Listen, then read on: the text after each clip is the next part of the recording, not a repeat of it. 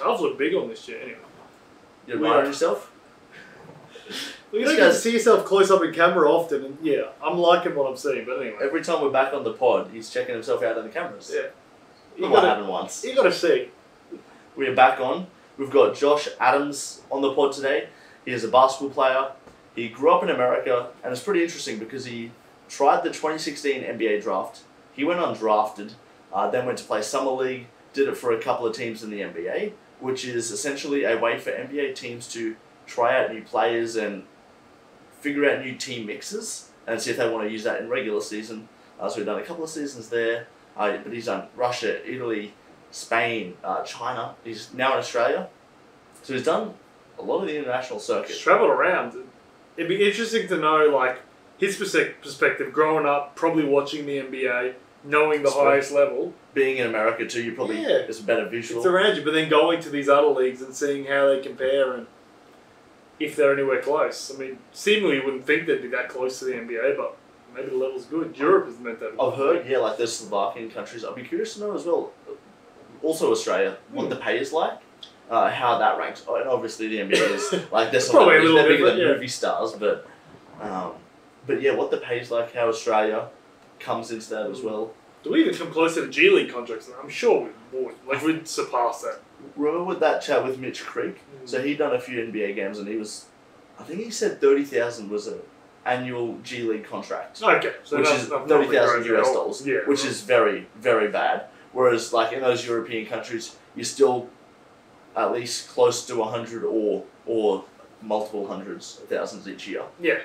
So, I think he would be clearing G League money. Yeah, G League money. I forgot it was that low, but yeah. Yeah, G League's very average. And he hasn't spent much time in the G League, so that's probably strategic as well. And he's done a lot of one-year contracts, which I'm guessing is to still give himself the NBA opportunity.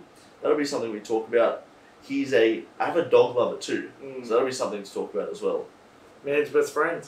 Anything you're particularly, or should we just get into it? I want to know what it's like to travel so much. Because we've had other basketballs come on and explain how they don't get to see anything when they're doing it, but I want to know, because it seems like he's gone places, maybe they're just day trips, but how much he actually got to embrace the experience in these different countries, or if it was all just work and business and what that's like. Absolutely, You feel handicapped, wouldn't you, a little bit? You living your dream playing a sport, but then you can't really see anything when you go somewhere. You're going to be in bed by 9 because you got training, or you've got a very strict schedule to be on, and they're probably not spending much time at the travel destination.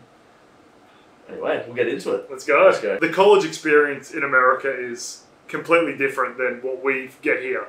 So I wanted to know what it was like, what your college experience was like, especially going up as like an athlete with a prospect to go on and make a career out of it. Like, what is that like? How much focus is there on study? How much focus is there on mainly just basketball? Because it feels like it's just the sport focus. Yeah, so it's definitely depends on what organization you go to, what school you go to, your coaching staff. Our coach was really big on the educational piece, and pushing us to be use college as something to grow not only in the basketball aspect, but that being said, you spend a whole lot of time with the guys, with the team, coaching. You go up there early in the summertime. Almost every summer we have a summer session. During Christmas break, you're still up there playing games. So you have a Christmas session. You have to take classes during that time as well. But like I said, you're traveling for games all the time, so you're missing a fair bit of school. So a lot of your schooling takes place in study hall and with tutors or a lot of online classes in my case. But there's definitely, for me, an equal focus at Wyoming. Coach Shyatt was really keen to push us to do the best we could in school. So if basketball doesn't work out, you got something concrete to fall back on. What were you studying? I started off in business and I switched over to criminal justice, talking to some of my family members. My sister was really into the crime TV shows. I got caught up in that. And, honestly, numbers weren't my strong suit. So when I came to accounting, I really, really struggled. And, combining that with travel, just decided to switch to something more my speed. Wow, that's awesome. Criminal justice is very fascinating. What are you looking at there? I was going to go into law school. And basketball didn't work out, but I think by the time I became a junior, I was pretty confident that I'd be able to play somewhere. So never pursued that as it's a lot more schooling, but I was looking to go somewhere into the criminal psychology or criminal law. And you said you had tutors. Were they traveling with you as well while you're on the road traveling with your college basketball? Rarely. We have sessions set up on campus, and we called it the RAC, which was a high performance center, is where our football team practice. And the study hall was upstairs, but we chartered out of Wyoming because you got to drive 2.5, 3 hours in the snow to get to Denver airport. So we left the night before games, and then as soon as the game was done, we went from the gym to the plane and then right back, and usually met with study hall tutors the next day. Damn. It sounds full on. But No breaks. But you're chartering, so that's a private flight? Yeah, private flights. We had a tiny little Laramie airport. We had a jet company that we worked with, yeah.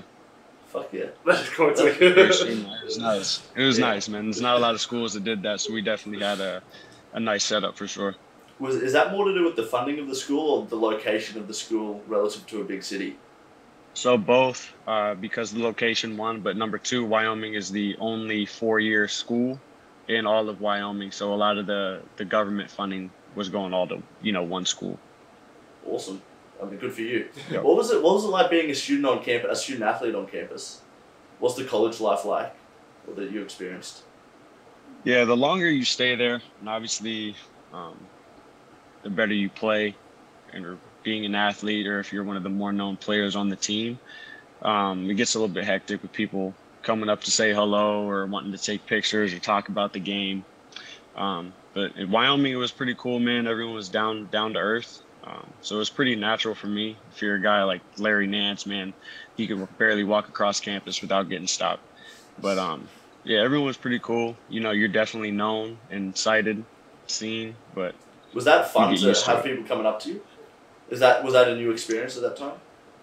Yeah, it was. I came in my freshman year, and it was none of that. No one knew the freshmen. But as we started winning games and the program started improving, and I was always with Larry. Larry's one of my best friends.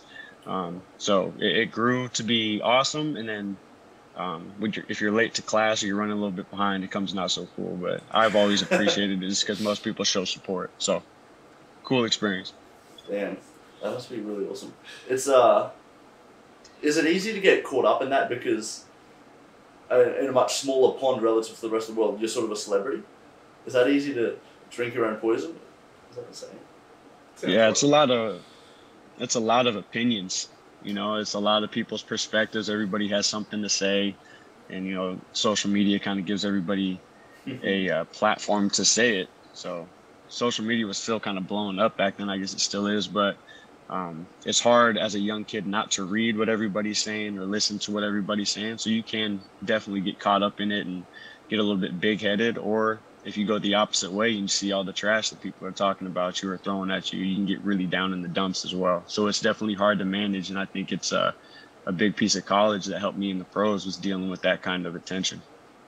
How'd you manage, like, especially the negative comments? How were you seeing that for the first time in college? So I kind of got that attention on the sports front in high school. Like, is he going to be able to play Division I, or is he just super athletic? And I took pride in that, being able to prove everybody wrong. So I kind of took that same approach with everybody in college, or any reporter, or really anybody on campus even was saying negative things about me. I made it a point to prove them wrong for the longest time, but that can only get you so far before you really got to start dealing with how it truly makes you feel, if that makes sense. When did you sort of realize that switch took place? Mine would have been probably when I was in Turkey or Spain, probably Turkey, but the higher level that you get, the more critique starts to come out, and you stop receiving so much of the fanfare stuff. I mean, that definitely increases too, but everybody has something to say about your game, and people are starting to bet on games. Maybe outside of that, fans over in Europe are extremely intense and extremely prideful for their club. So you get a lot more upset fans, in your DMs, or saying stuff to you on the street, than the positive ones. So the way I dealt with it was kind of just internalizing it try and keep it to myself rather than talk about it. But as the competition increases, it gets more intense. So when you were playing over in the European countries, so say Turkey, Spain, was there more pressure on you two being an American, as in like the basketball will come from America, where they're like, okay, this guy comes in, he has to be the best, he has to perform every time, or else we're just laying into it. Was that basically how it went?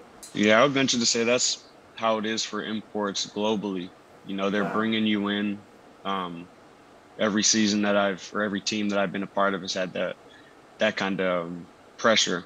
You know, you're supposed to be there to score the ball or to be a high value guy. So if you don't live up to that, they're very, very quick to start saying, who is this guy? Can he play at this level? Does he deserve to be here? In some places I've played, that's been 2 or 3 games. You know, as an import, if you don't perform, they're saying, okay, we need to bring somebody new in, because there is that aspect that you have a certain amount of imports that you can have on a team. So if one of them's not cutting it, they want somebody new. I don't know if you follow soccer, but Messi plays for PSG and he's been getting booed. Messi and Neymar. Right. I mean, how hard's that? Yeah, like there's no pleasing some people. Like sometimes it's just immediate results, or you don't need time to bed into a new environment, to a new way of living or playing. No, you should be good straight away. It's such a crazy mindset to me. Right, and that goes back to one of your previous questions when you asked about, you know, how or when I had that recognition moment that the proving them wrong wouldn't work. And that's kind of what it is. You know, you realize you can't please everybody. You look at the best players in the world and they receive the most hate at anybody. So like we said, as that level gets higher and as your name kind of creeps up in the ranks, there's going to be more naysayers, and it's very difficult to deal with sometimes. Oh yeah, that makes a lot of sense. When you finished college in 2016 and you entered the draft, what were you sort of, I guess, expecting or hoping for in your final year of college leading up to signing up for the draft? My final year of college surpassed all my expectations, to be completely honest with you. I started working with a shooting coach after my junior year, and I never expected to average 25 points per game and be the 3rd leading scorer in the country at NCAA Division I. So by the time, you know, the end of the season came around and draft talks are starting and you have agents reaching out to you and, you know, you got critics saying, you know, watch out for this guy. And my expectations kind of shifted. Going into my senior year, I just wanted to have a chance to, you know, not even go to the combine, but have people talking about me on draft boards, or will he go, you know, late 2nd round, or will he just get signed post draft? You know, I just wanted to be in the conversation and have a chance. And, you know, if you end the season as the 3rd leading scorer in the country and teams are talking to you and you got, I think I had 14 workouts for NBA teams, you know, when that draft night came, what my agent was telling me was that I was going to get drafted in the late 2nd round. So that's what I expected. So to hear the 60th pick get called and it's not your name is pretty heartbreaking. It takes a couple seconds to set in, but yeah, my expectations kind of changed. I just wanted to be in the conversation at the beginning, but by the end, I felt like I deserved a chance to be drafted. How are you like processing that as well as the draft's unfolding? Well, usually your agent can tell you, for guys like me that aren't locks, obviously, they'll tell you a team that's considering you with their X pick in the draft, you know, 1, 2, 3 pick in the draft. And so you kind of have 4 or 5 ideas in your head of what could possibly happen. And, you know, as these picks are being called off, you're starting to cross off the opportunities. You your stomach kind of drops as you get back to the back half of the 2nd round. And then it's done and you're sitting there with your family and friends around you, and it's just shock at first and then embarrassment. And then for me, it was, you know, the same thing, just, all right, time to prove them wrong. So I took the next opportunity to play with Denver in the summer. The process of picking like an agent, especially coming out of college and going into it, how do you choose? Because I imagine you're just bombarded with tons of people like telling you things. How do you vet who's actually full of shit and who's actually got your best interest in mind? Yeah, man, that's one of the most difficult parts of professional sports, the business side of things, at least, because a lot of them there's no regulation for it, like in college, of what they can and can't offer you. There's also really no way to be certain if they're going to go back on their word. And a lot of guys learn that lesson the hard way. So I'm lucky enough to have a mentor that kind of walked me through the process, and he knew agents. So, he knew guys' reputations and what they were known for. If they were known for, having high value clients, that's a big bonus to look at. If you know somebody that is represented by them, you give them a call, and you kind of just vet them the same way you would when you're picking a college. You think about what you're looking for and what you want most in your agent, and then you kind of go from there. But at that point, it's really a leap of faith. Mm. And who was your mentor at the time, and how did you come across him or her? He was my shooting coach that I started working with in college, and I came in touch with him from somebody that I knew in Phoenix. A lot of my family's in Phoenix, and they knew him. He was interested in speaking with me, so we got together, and we've been working ever since. But when that draft process started and the agent process started, he was the first person that I went to. Interesting. Who was your agent expecting to have interest in you? Which teams?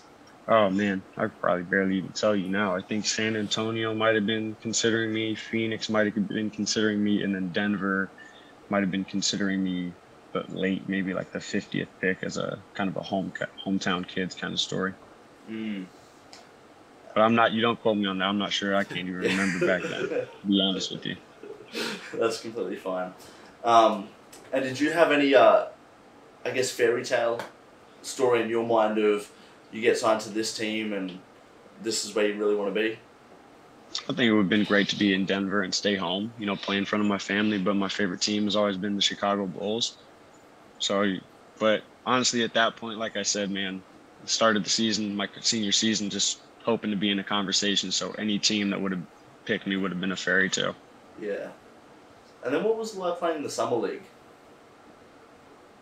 Oh, Summer man. League with them. Summer League, I played 3 years in Summer League. First year with Denver, and then the second two with Dallas. But playing for Denver was a blast. I met one of my really good friends, Jamal Murray, playing in Summer League, and it wasn't what I expected. I was expecting Summer League to, invite me in, and I had this chance to prove myself. But then you quickly realize, they drafted Jamal Murray with, like the 7th pick, and he plays shooting guard too. So he's going to be playing all the minutes, as well as their second 2 draft picks after that. And then they got 13 other guys that they invite in that are hoping, to make their point.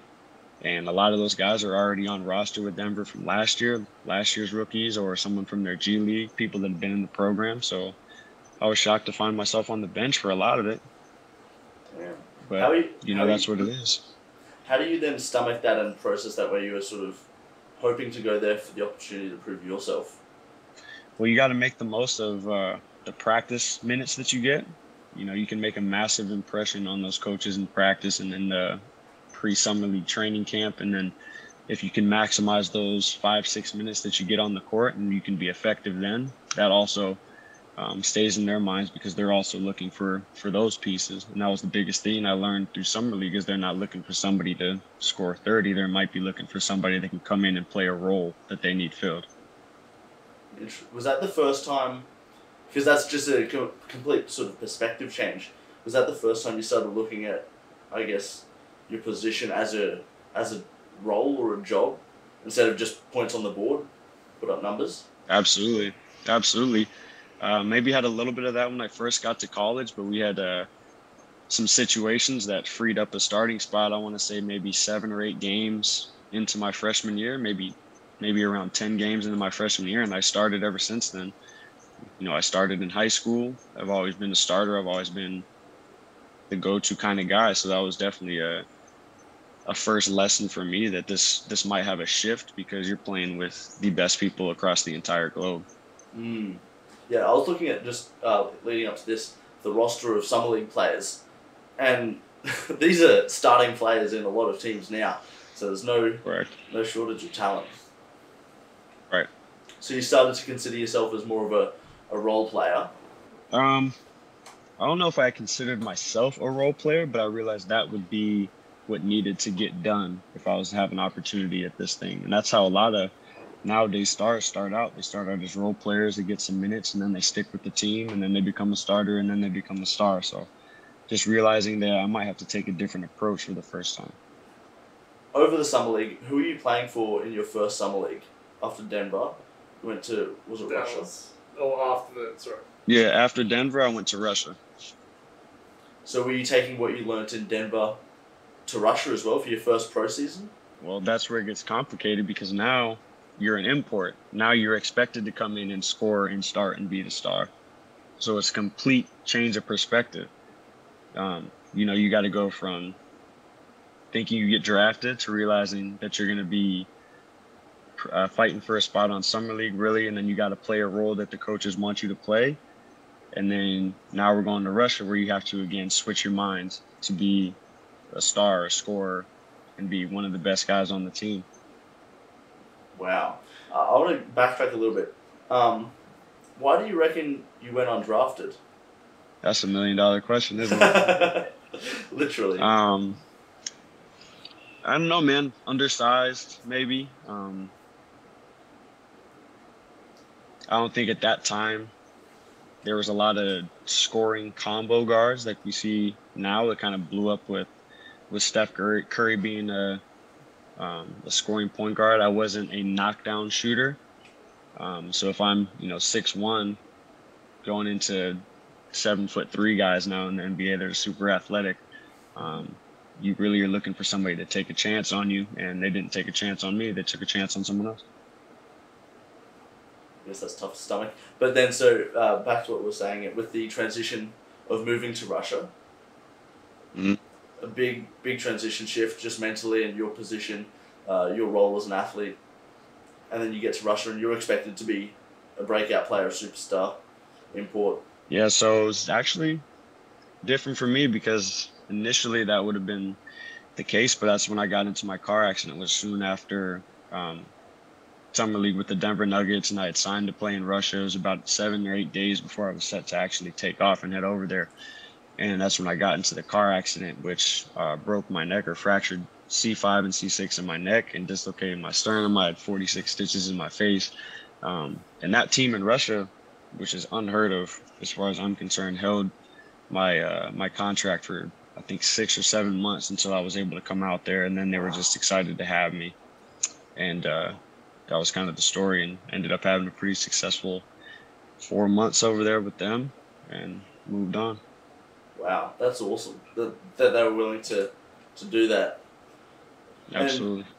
And so it's mostly just, well, what's basketball in Russia like? It's kind of similar to Australia when you compare it to the rest of Europe that I've been. It's very up and down, high speed.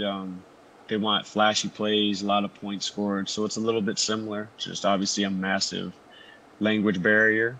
Maybe not as physical, but very similar as far as style of play goes. And I was noticing as you were, I guess, have spent time at different clubs and leagues, you've all done 1-year contracts, is that right? For the most part, yeah. I signed a 2-year deal when I was in Turkey, initially with Efes. But our coach at the beginning of the year that signed me got fired, and the new coach that came in didn't want me. And so he basically broadcasted on Twitter that anybody that wanted me could have me. And a team came in. Obviously, I wanted to get out of there because obviously I'm not going to play. So another team can actually kind of like pick up your contract. And I signed with another team in the same city just for the rest of the year. And we were able to agree on those terms. How is the whole contract talk? Is that just exhausting for you, or you sort of don't mind listening to some of the business deals and numbers? That goes back to what I said with having a mentor that knows what those things look like. Usually your agency will have a lawyer that'll approve everything as far as law goes, but you really got to read those contracts start to finish because they can sneak some stuff in there that can end up cutting your contract short, that the team can utilize to kind of make your contract void. They just try to sneak in some stuff if you're not looking for the really close details. But it's something that I've always liked because I was studying law, so I knew how to read contracts and knew kind of what to look for. So I always thought it was interesting. But I think for the most part and for most guys, it's pretty boring. It must be interesting trying to, like, when you catch out, that they're trying to, like, oh, You motherfucker. like, first time you catch it, you're just like, okay, we'll play back at this. Let's like, go with this one again. Right. I mean, the negotiation piece is always pretty intense because they'll throw out a number and they'll, say you have 7 hours to accept this. We're not going back and forth anymore. And, you start to panic as a young guy, but your agent is like, nah, I've dealt with this guy before. Let it go. And so you feel like you're about to lose your contract, but your agent's telling you to relax. And it's intense, man. Stressful. It gets down to the negotiation piece, yeah. The more you do it, the more you must be, like, composed in that situation. I can only imagine. Oh, yeah. Like, the stress of that And I first mean- time. Yeah, and it's like the little things. Like I've heard guys that show up to their apartments when they get in there, and there's no refrigerator, washing machines, there's no appliances, and they go back in the contract and they say, you in the contract it says apartment, and then in parentheses underneath that article, apartment only / no furniture. Like that's like just like that little tiny stuff, You think it's funny, but like that's serious. I've heard of guys that have done that before. It's They've hilarious. gone there and have nothing in their apartment.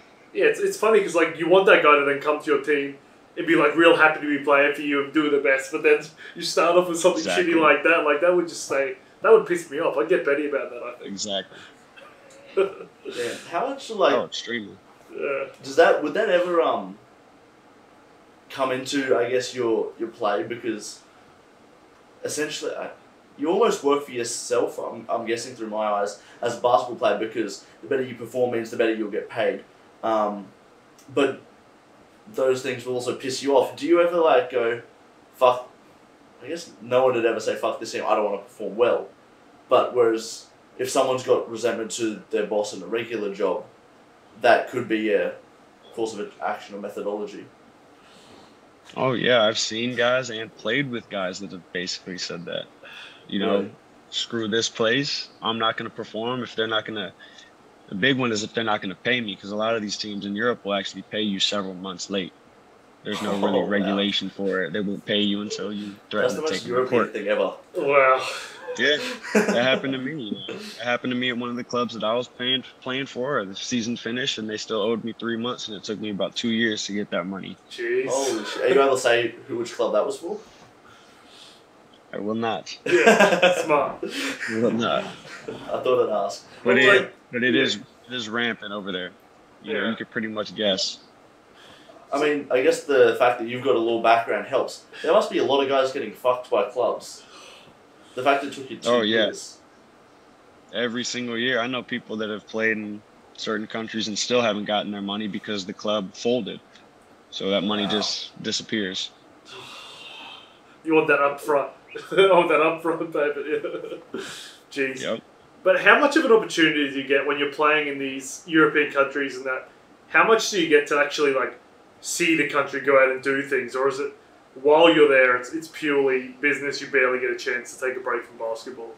It's more so to the business side. If you get off days and you're in a centrally located area where you could go visit cities, obviously you can do that. Or during national team breaks where you usually get 2 weeks, they'll give you, in my experience, 3 or 4 days off, and you can go check some stuff out. But in all my experiences, and this is different for everybody, but most of my experiences, when we go on a road trip, they will not let you leave the hotel, or else you get fined or this or that, or they have somebody actually down there, just kind of one of the coaches down there sitting in the lobby waiting.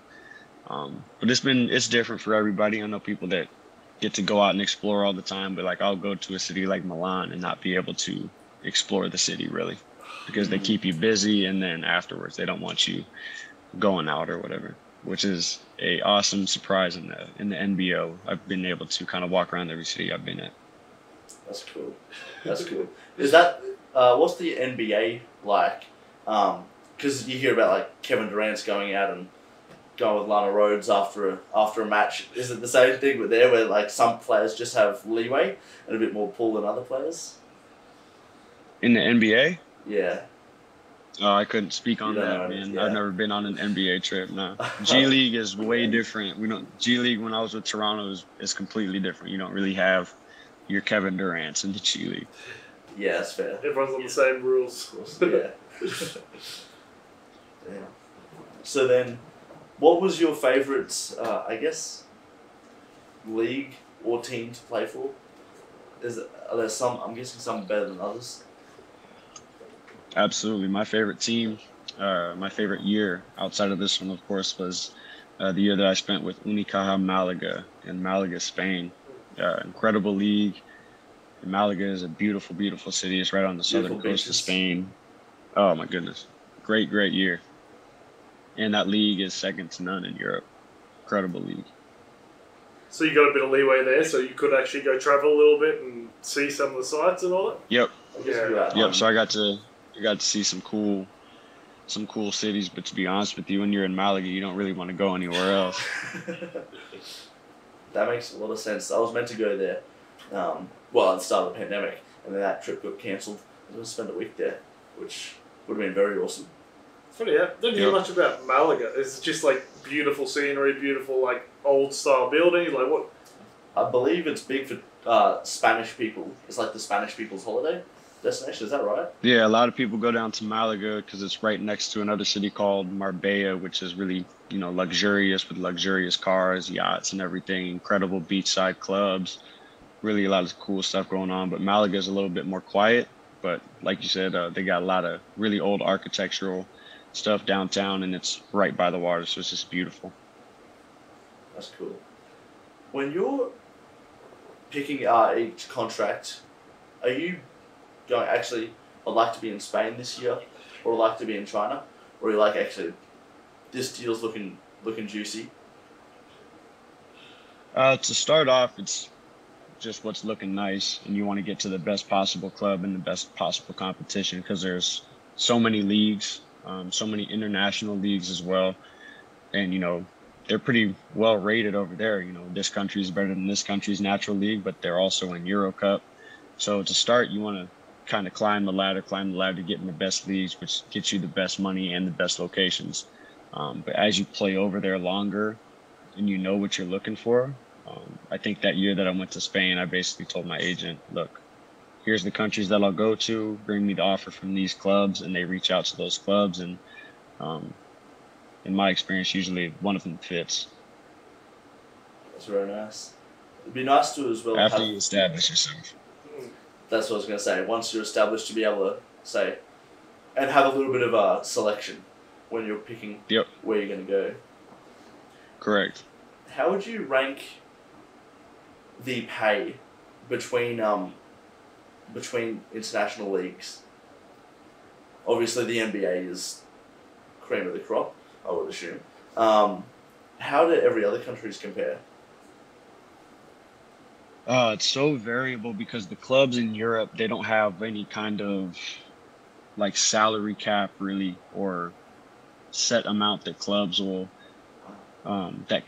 can pay for players. So for example, when I was in Spain, we were, I think, 4th or 5th as far as budget goes. And, for the whole club was probably like 8 million euros to pay for the team or something. And then you're playing against Barcelona, whose budget is 43 million.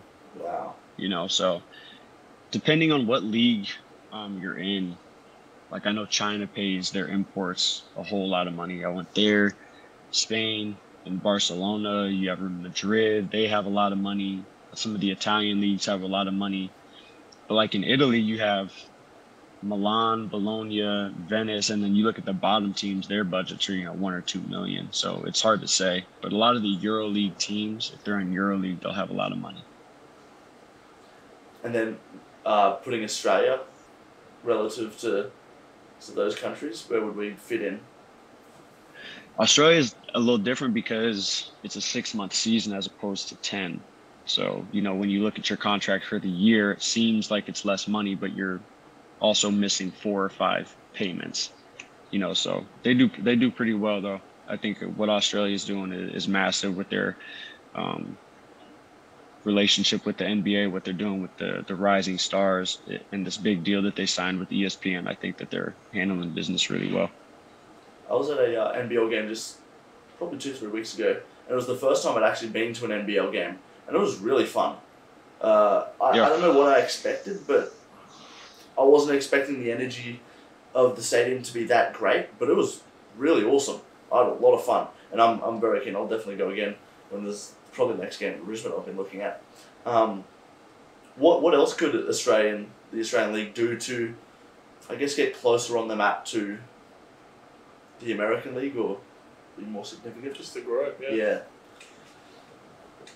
Well, I think the big thing, if you want, more imports to go, obviously you'd have to change the rules about having 3 imports and probably throw more money at it, because that's what attracts a lot of guys to Europe, is that price tag and the experience. But like I said, what they're doing with the NBA and the amount of guys that you see going from the NBL to the NBA in recent years has attracted a lot of attention. And people like the 6-month season.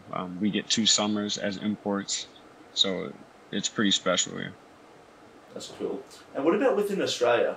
How do you see the basketball community within Australia?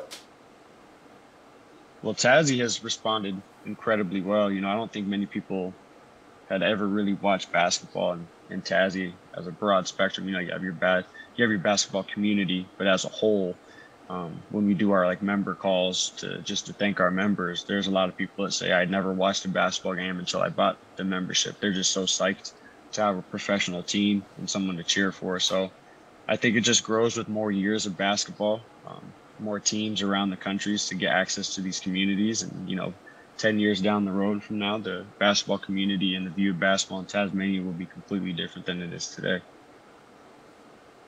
It seems to go in spurts with basketball, because I remember Dad growing up, he and his mates used to always go to basketball games, and when Brisbane lost their team or that stopped happening, it tended to be like my generation missed out on a bit of the basketball because we didn't really have as much of a local club. But when there's a team, the team's doing well. It does seem to motivate you to go. And you said it was good fun to go to the games. Cause, it was awesome. Yeah. It was unreal.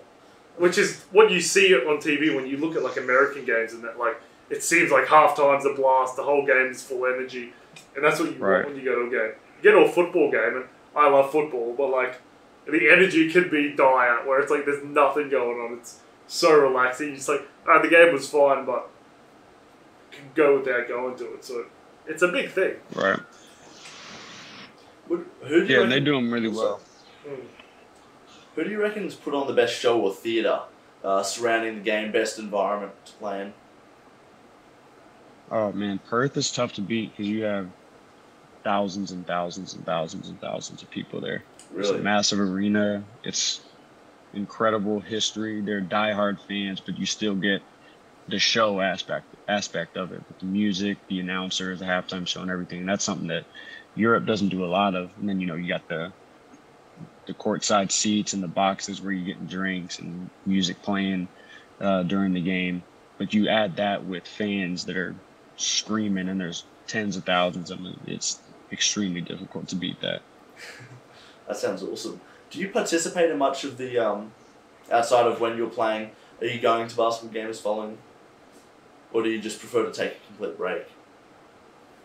I usually watch a lot of it on the iPad, through KO or EuroLeague. When we were in Europe, we used to watch a lot of the EuroLeague games just on TV, but I don't go to many.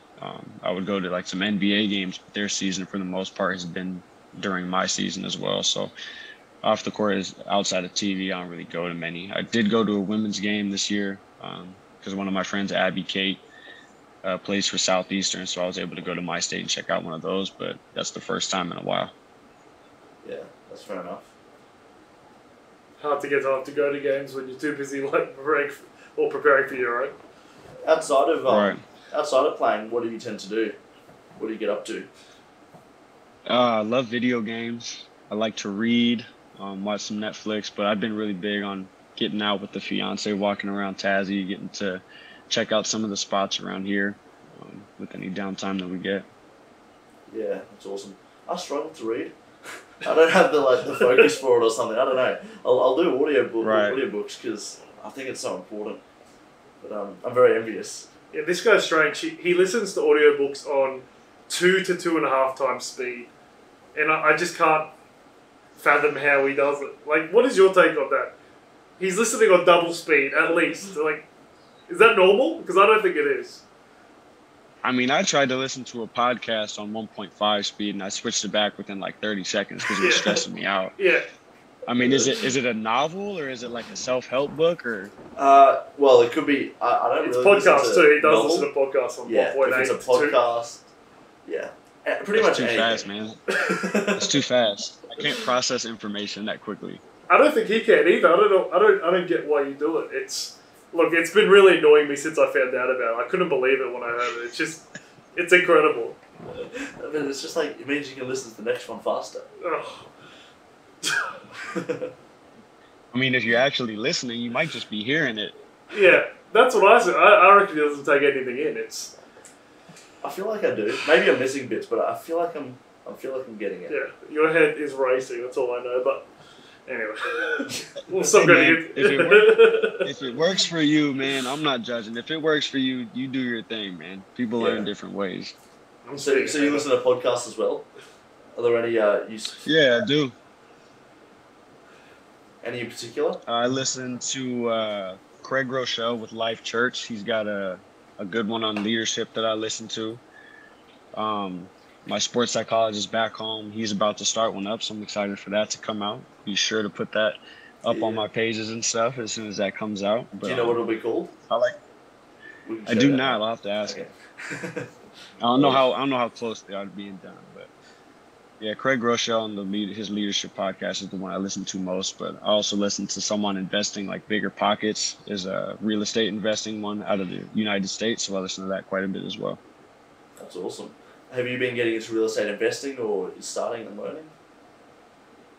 Yeah, so I'm into real estate investing back home in Colorado, Cheyenne. I'm starting to get into Texas a little bit because the market in Colorado is absolutely insane. Really? In Denver specifically?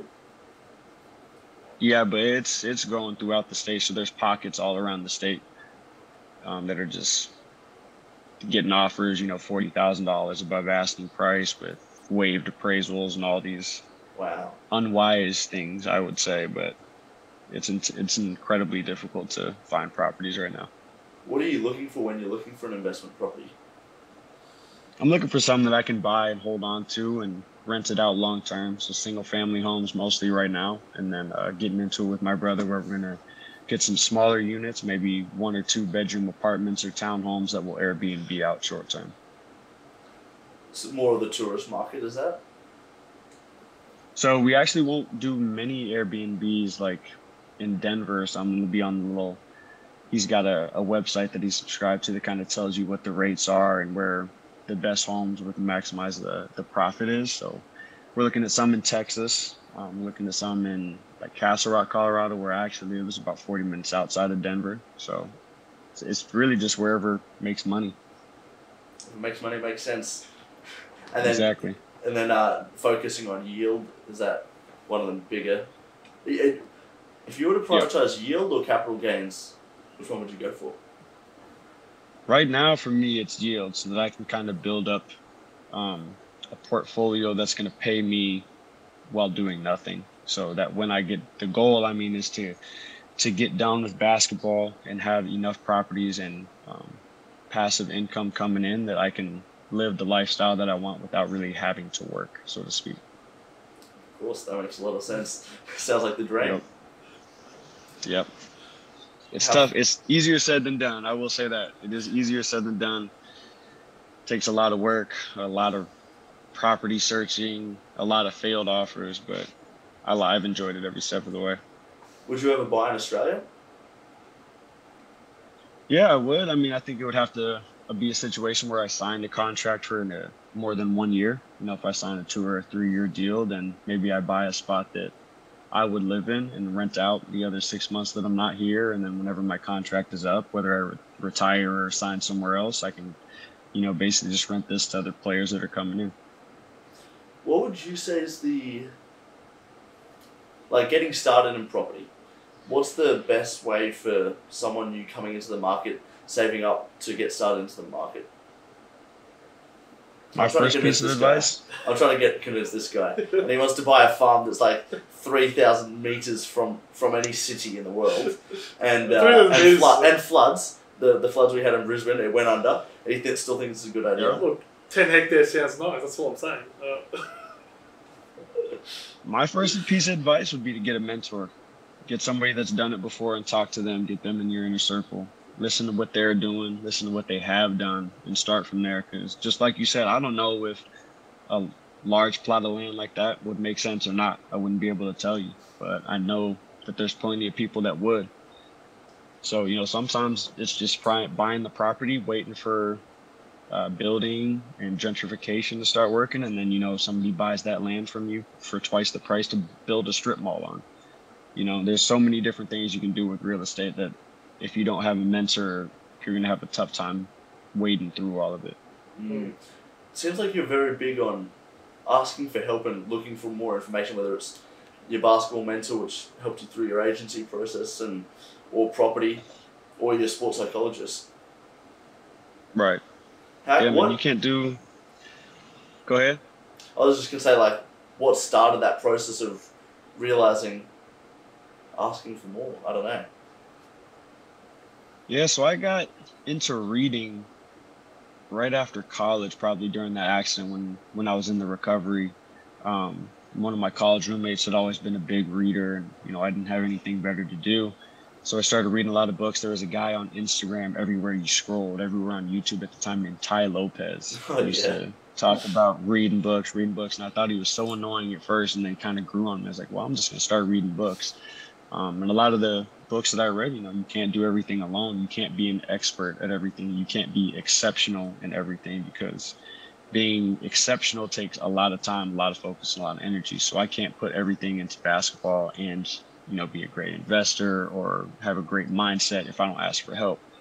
And I think the peak of it probably was when I was in Spain, and I kind of had like a nervous breakdown. I kind of found out that I was struggling with anxiety and depression. It was right in the middle of COVID. So that was the year that in Spain, the first time COVID hit, we were locked in our apartments, wouldn't leave. We couldn't leave. They had military in the streets. They brought us our food to our door for 60 some days that I was locked in that apartment. Just kind of went crazy and didn't have basketball as a distraction and stuff. And what pulled me out of that was asking for help. So it just became really that year. It just became that's my number one thing is ask for help. The worst thing you can get back is a no. Amen.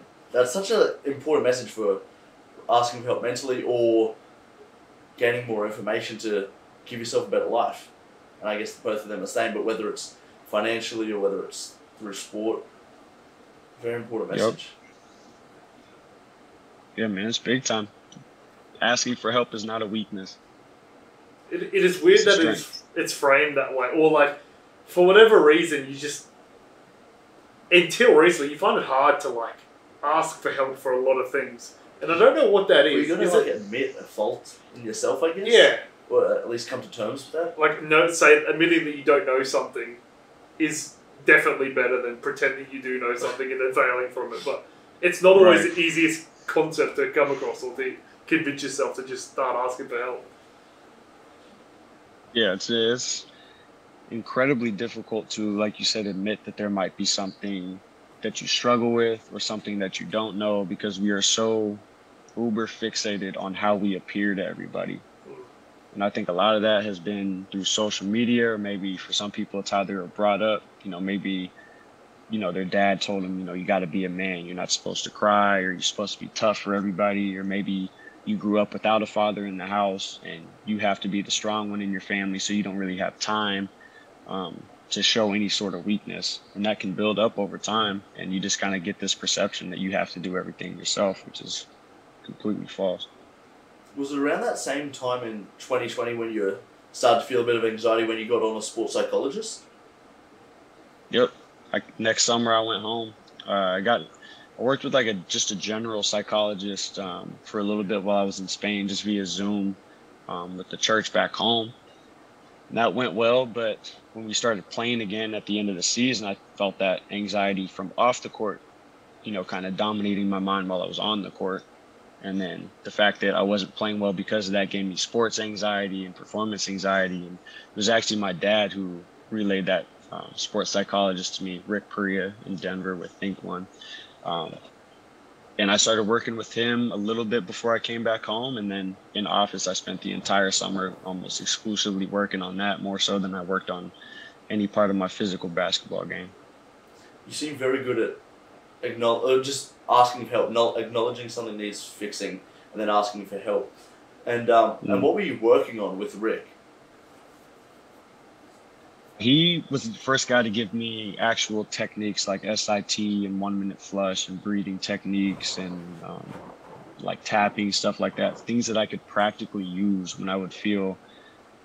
We started with on the court stuff because that was most pressing in my mind at the time.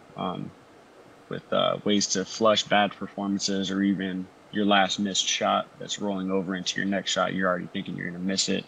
So visualization techniques. The techniques that I use? Yeah. Just to refresh. So SIT, SIT is one of the most popular things that you can do for anxiety. And it starts with 3 deep breaths, in and out, and then you start to visualize, and you start with positive affirmations about what you want to do. So for me, it's something like, I'm a great basketball player. I'm going to go out tonight with a great attitude. I'm in complete control of my energy. I'm in complete control of my passion. I'm in complete control of the effort that I can put on the court tonight. As soon as that ball gets tipped in the air and you kind of run through and you visualize what you want to happen out there, you breathe in, breathe out to close out. And you just feel so much more focused, so much more relaxed as you just spend time focusing on that and nothing else and ready to go. And then 1 minute flush is virtually the same thing, just less time where I literally envision flushing like the missed shot down the toilet and I replace it with that same shot, but the ball goes in. I can do that at a free throw line in, 30 seconds. So you missed your first free throw. That's what you're sort of processing in between taking that next shot. Yep. That seems so important. Do you reckon a lot of other athletes are doing that? Man, I hope so. Been such a help to me, but to be honest with you, no, I don't think so. I've seen very few guys, exercise and meditation or any form of visualization. We got a couple on our team actually, but it's such an abstract thought to a lot of us. And like you said, especially in the basketball world, man, admitting that there's something that you're weak at is a big, like your opponent has one up on you. And I think that trickles off the court as well, because your entire career from when you're a kid through college all the way up into the pros, you can't have a weakness. And we define ourselves by basketball as the years go on. And I think that trickles off the court to where it's weak if you have a flaw off the court as well. Makes a lot of sense. Yeah, it's pretty representative in even in Australian culture a bit, where our parents' generation, I can't imagine any of them even entertain the idea of going to a psychologist But it's even back to just things around the house. They want to be the one that's able to fix something. A simple example is fixing the light. They want to be able to take control. They don't want to have to rely on help. Yeah, but it crosses over into that mental, the ability to recognize that you can do something better mentally by seeking help and talking to someone who knows. But yeah, it is a culture that I think is changing, but it's still not the majority of people who would even be willing to go see a psychologist, even if they needed it and felt like they needed it. It is it's a strange block in culture at the moment, but I think it is moving in the right direction. Yeah, absolutely slowly, but people just find it still so uncomfortable to talk about. Whether it's the person admitting they need help or somebody admitting to you that they need help. It's just it's almost taboo. Is it taboo to talk about as well amongst your teammates and say, I just want to spend 5 minutes meditating, can you give me a minute? Is that weird to talk about? In the past, I wouldn't have dreamt of saying that, especially in some of the places I've been in Europe. It might get laughed at, But here, we actually, like I said, Jack McVay is big on it. I've noticed Sam McDaniel has started to do it before games as well. So guys here have been incredibly supportive.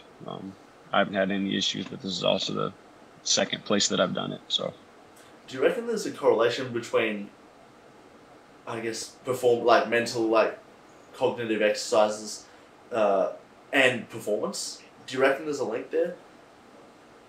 There is a 100% link there. my psychologist, this is actually one of the things he told me that kind of got me to buy in. They did a study at CU Boulder, which is in Colorado, so why it's kind of close to home for me, but they had this device that measures brain waves, right? And they had this CU player go out and shoot, I don't know, 15 free throws, and they measured his brain waves. And they had him said, all right, thanks. We'll see you next week for the rest of the test to do the same thing. And he came back in dressed and ready, and they said, all right, now this time you're just going to sit in the chair and you're going to visualize individually, whatever, however many free throws they shot, 15 free throws. You're going to just visualize them as vividly as you possibly can. And the brain activity the second time around when he was sitting there lit up more than when he was actually doing it. So there's incredible power in this visualization.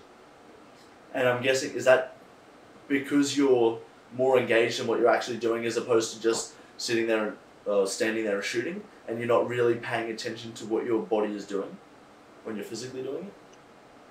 Oh, yeah, potentially. I don't know the full science behind that, but I think it is. Yeah, it just requires probably more focus to visualize it than it does to actually do it. Because a lot of the times when you come to shooting a basketball in a game versus practice, you want to not think about the shot and trust the mechanics that you've trained. Yeah, Tiger Woods, obviously a golfer, referred to the moment between when he was standing back from the ball and then when he walked up to it for his tee shot as this blackout zone, where it's just so in the moment, right. He can't even remember what's going on. Like, right. He doesn't remember. It's just... That's almost the complete opposite. Like, that's literally he's going through emotions. No, it's like, I don't know. I feel like it is he's so in the moment, he's just not paying attention to anything. And it's just repetition takes over and his body just becomes into this trance-like state. And that it just does the action required and nothing else interrupts any thought patterns there. I don't know. That's my take. Well, there's a lot of the greats you hear about referred to as they forgot the last bad shot. And like every shot is a new shot. They don't remember. They got the worst memory in the world. Whatever they've just done, it's gone. It's big in golf. It's big in, of course, basketball. Lots of sports. Football, one bad throw. Like it's all. Yeah, there's a correlation there. There has to, for sure. Yeah. When there's when the stakes are higher, when the game is more important and you've got the ball, or whether the clock's counting down and you're just behind, when the stakes are higher, I'm guessing it would become harder to have a bit of clarity. Absolutely. Absolutely.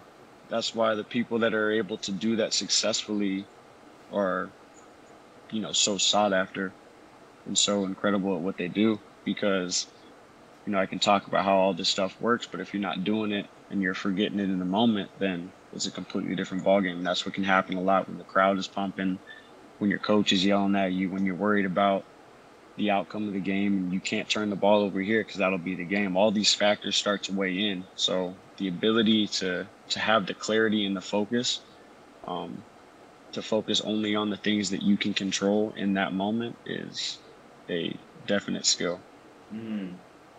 That I do not have perfected, but I'm getting there.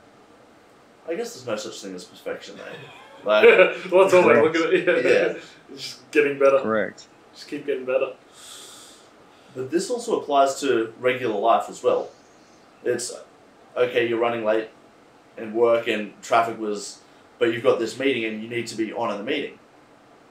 Just being able to sort of leave things behind you and carry on. Yesterday was a shit day, but tomorrow doesn't have to be. Yeah, absolutely. That fits perfectly into just controlling what you can control. You're in traffic, you're going to be late. You can do nothing to control that. You can't park the cars. You can't make the lights turn. You're going to be late. So instead of focusing on the fact that you're late all the way up to the meeting, and then you walk into the meeting and you haven't, done whatever ritual or preparation that you needed to do, you're just compounding the fact that you're late with the poor performance in that meeting.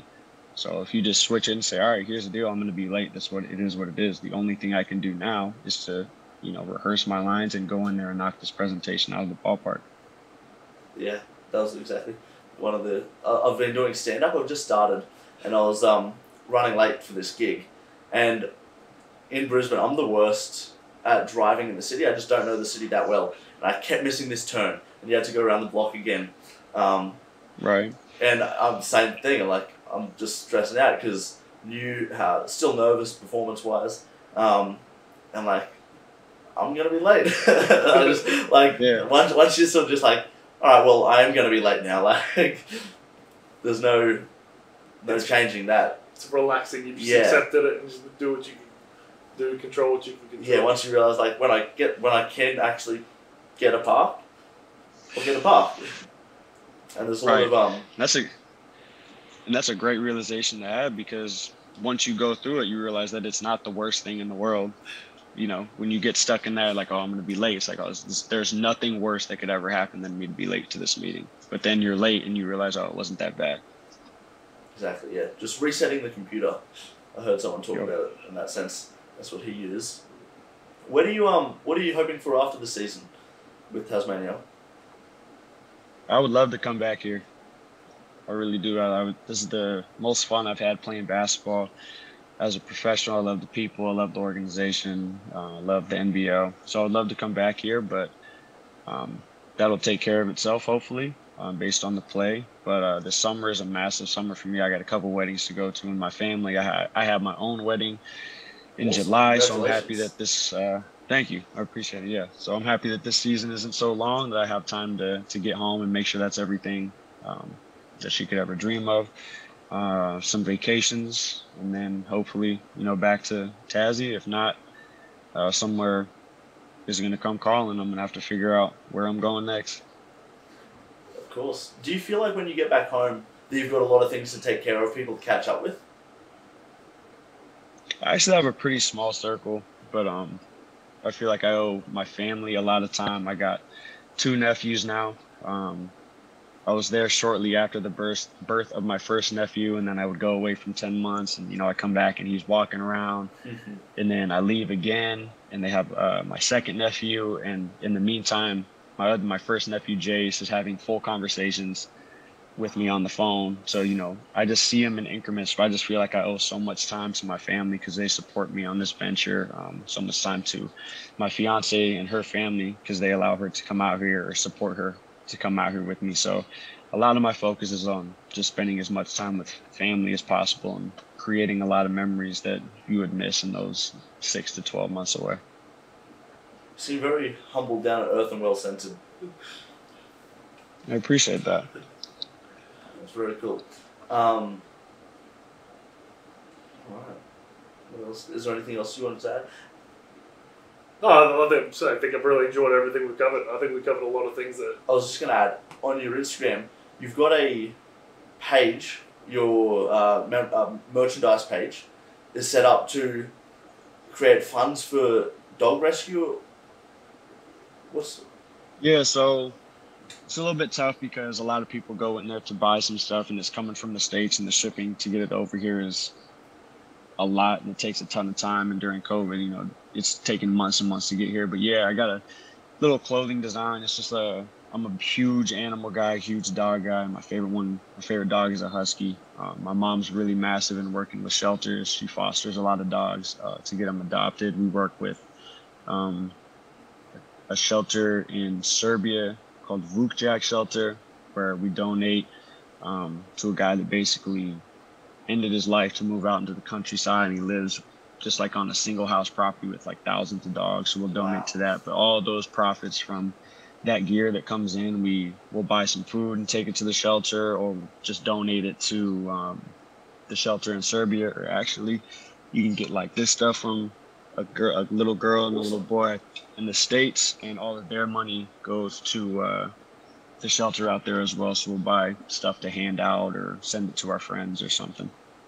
That's awesome. And you love dogs, but how come you decided to go to this length? I mean, it's amazing. My mom, to be honest with you, I've always been a pretty sensitive person to like homeless people or stray dogs. It always really bothered me when I was younger, and I'd make my mom give me some money or a cheeseburger or something to go give to them. And then growing up, my mom has an insane passion for dogs. She donates even when she doesn't have the money to do so, and that's always been a passion of hers. So they kind of just rubbed off on me, and I'm in a position where I make good money, so I can not only use the money that I make to do something, but also try and use my platform to kind of bring attention to it, as well as bring some funding to it. That's really as awesome. much as I It's can. awesome. Yeah. That's cool. What is the biggest issue with dogs going to shelters at the moment? A lot of places in the States, like the whole state of Texas, is their euthanization shelters. So they'll only hold them for, a couple of weeks and then they're getting put down. Puppy mills are still allowed in the South a little bit, which are basically just farms for breeding puppies. And then when those dogs are no longer able to give birth, they kind of kick them to the side. Literally on the side of the road. My sister's first dog that she adopted was found on the side of the road with the chain around her neck, and she was from a puppy mill nearby. So those are the massive issues, is the kill shelters, because then shelters in non-kill states are overflowing. So they can't hold on to dogs. So they need fosters to rent them out. It's kind of a self-fulfilling prophecy. Yeah, it seems like the dog breeders, it just creates a whole issue. I mean, we got our dog from the RSPCA, from the shelter, and he's an amazing little ball of fluff. He's getting old now, but he's amazing. Little ball of happiness. His name's Teddy. Love it. What kind of dog is he? He's a Bichon Frise, and we believe he's a cross. They weren't entirely sure, but I think they are either Maltese or Poodle. I think they're thinking his cross is. Okay. Yeah. Very cool. No entire answers, but yeah. So I'm guessing you've got dogs of your own. I do. I have two.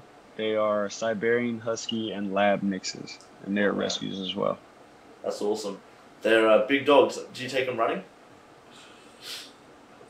They take me running. Yeah, but they're not massive. That's the Husky in them. I think keeps them even a little bit smaller than a normal Lab. They only weigh about 45 pounds. So like 22 kilos or something. Yeah. Oh, nice. That's awesome. Be a lot of fun. Yep. Especially like they're big and athletic dogs. Yeah, they're a blast. Damn. Well, thanks so much for coming onto the show today, Josh. It's been epic to chat to you. You started this. We've learned a lot from you, I think, and I think people will love that. Is there? I'm glad. Yeah, this definitely was. It was different for me. This is my first time on a podcast, so I'm really grateful that you guys had me. But it was a cool conversation. Awesome. No, thank you for coming on. There's a lot for people to take. Do you want to shout out your merch page, Instagram, anything you want to shout out? First and foremost, shout out Jesus Christ, my Lord and Savior, for sure. My Instagram handle is J14Adams. That link is in the bio if you want to buy any merchandise from me. And then these cups and stuff, that's called bonesandme.com. And like I said, all of their profits go directly to that shelter in Serbia. Shout out to my family, shout out to the Jack Jumpers, and shout out to you guys for having me on the show.